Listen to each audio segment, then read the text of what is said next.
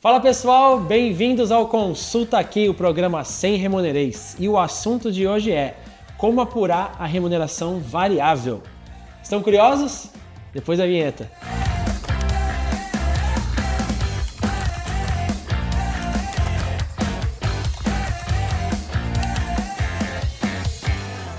Bom pessoal, e relembrando esse mês, o mês de maio, nós temos o mês da remuneração e lá nos Estados Unidos vamos ter o Total Rewards. Então, se você quiser acompanhar, se você é como eu e não vai conseguir ir, acompanhe pelo nosso Instagram e pelo nosso YouTube. Nós vamos lá postar diversos assuntos do que vai ocorrer lá no evento nos Estados Unidos. E também, já aproveitando, a gente vai dar 10% de desconto para quem adquirir a consulta salarial, que é a nossa pesquisa, tá? Mas somente no mês de maio. E eu vou deixar o link aqui embaixo para quem já quiser falar diretamente com o comercial e já adquirir com esse descontão aí. Fê, vamos deixar de merchan e falar agora? Depois do merchan, vamos lá. Bora lá então.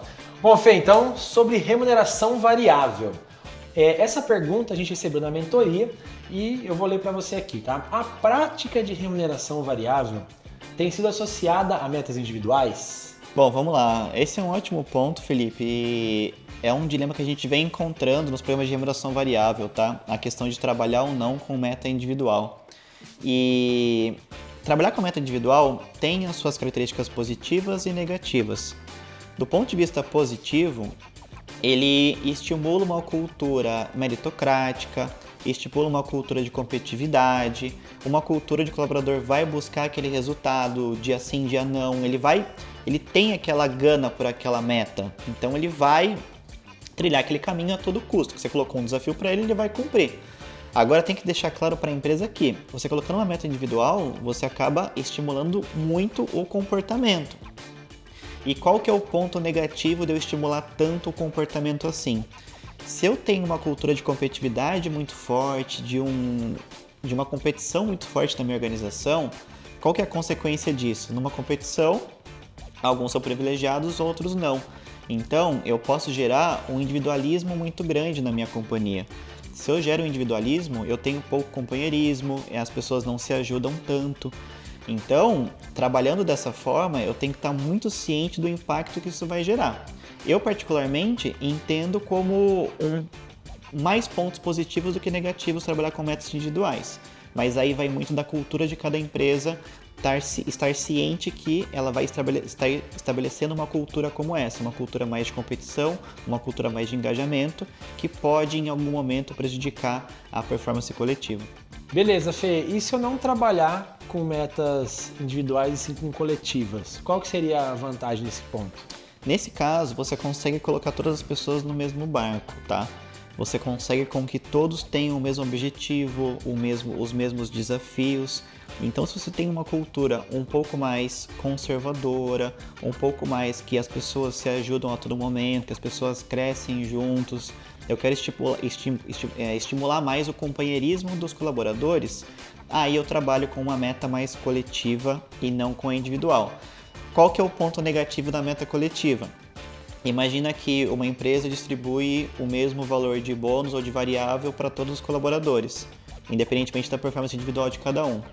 Naturalmente, igual trabalhar de escola. Um vai fazer mais, outro vai fazer menos. Eu seguro a cartolina, você estuda. Exatamente. E no final das contas, a nota vai ser a mesma para todo mundo.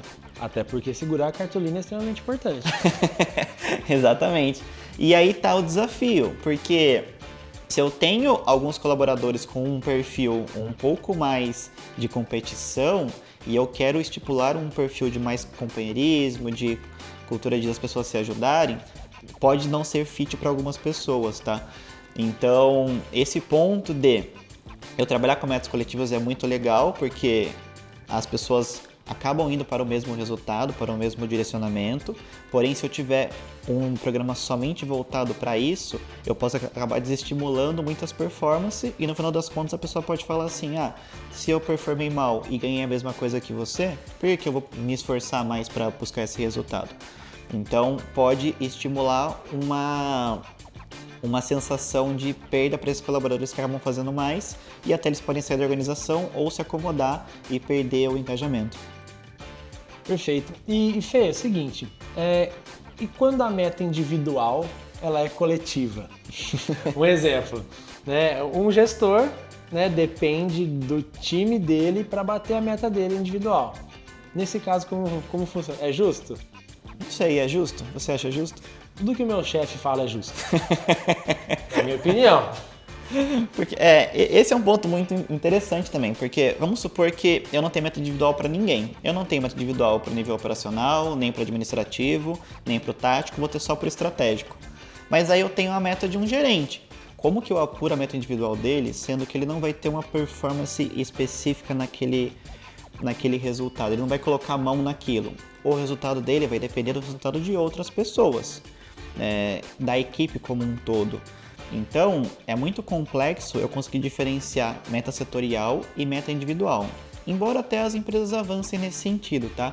Se eu tenho uma meta individual, eu vou trabalhar usualmente para gestores mesmo, e não para o público tático, administrativo e operacional.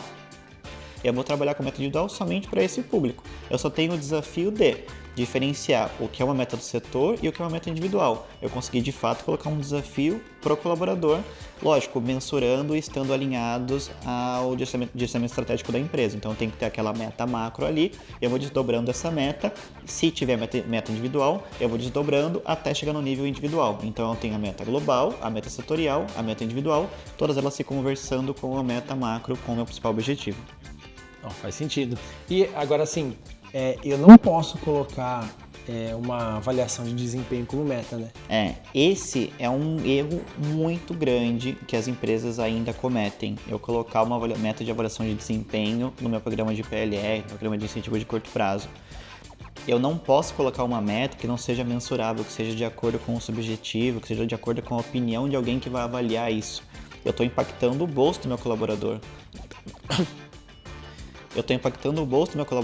Então eu não posso correr esse risco da minha opinião falar se ele atingiu ou não aquela meta. Tem que ser uma meta que eu consiga estabelecer, apurar e medir o resultado. Então, a avaliação de desempenho, ela nunca pode entrar no programa de variável, né, nessa apuração, porque pode destruir completamente o programa. Se o colaborador que faz parte dele não sentir que a meta está sendo apurada de uma forma justa, que tem algum viés de algum gestor manipulando ou dando a opinião dele naquele resultado, ele destrói totalmente o programa e o conceito de uma distribuição justa de resultados. Ótimo, tudo muito explicado. Obrigado mais uma vez, Fê. Espero que vocês aí tenham gostado. Ficou com alguma dúvida? Manda aqui pra gente, a gente responde no próximo programa. Nos ajude a criar ainda mais conteúdo para vocês. Curte o nosso vídeo, compartilha ele e continue nos acompanhando. Até a próxima!